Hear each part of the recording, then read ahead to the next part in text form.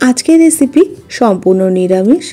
অনেক রকমভাবে তো পটল রান্না করেছেন, একবার এইভাবে বানিয়ে দেখুন। গরম গরম ভাতের সাথে বা রুটি পরোটার সাথে দুর্দান্ত লাগে। আর সবচেয়ে বড় কথা, বানাতেও লাগে খুব কম সময়। একটা পটলকে লম্বা লম্বা করে 4 টুকরো করে কেটে নিয়েছি, একটু খোসা রেখে কেটেছি। কড়াইতে সর্ষের তেল দিয়ে দিয়েছি, তেলটা গরম করে শুকনো লঙ্কা আর কালো জিরে ফোড়নে দিয়ে দিলাম। ফোড়নটাকে 20 থেকে 15 সেকেন্ড মতো ভেজে নেওয়ার পর পটলটা দিয়ে দিলাম। পটলটাকে নাড়াচাড়া করে নিয়ে পরিমাণ মতো নুন, হলুদ গুঁড়ো আর সামান্য একটু কাশ্মীরি লাল লঙ্কার গুঁড়ো দিয়ে দিলাম। কাশ্মীরি লাল লঙ্কার গুঁড়োটাকে স্কিপ করতে পারেন, তবে কালারের জন্য আমি ব্যবহার করেছি। এবার পটলটাকে নাড়াচাড়া করে 2টো কাঁচা লঙ্কা চিড়ে দিয়ে দিলাম। পটলটাকে বেশ ভালো করে নাড়াচাড়া করে ঢাকা দিয়ে রেখে দেবো পটলটাকে সেদ্ধ হওয়ার জন্য।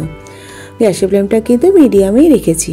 প্রায় 4-5 মিনিট পর ঢাকাটা খুলে নিলাম। পটলটা অনেকটাই নরম হয়ে গেছে।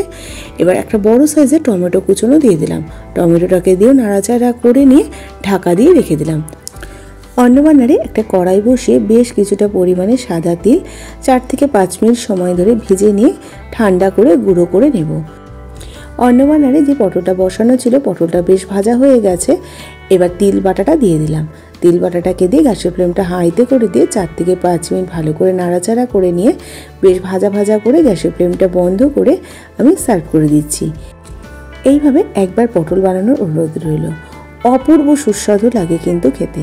তাহলে আজকে এই পর্যন্ত, আবার হাজির হয়ে যাব নতুন করে রেসিপির সাথে। ভালো থাকবেন, সুস্থ থাকবেন। ধন্যবাদ।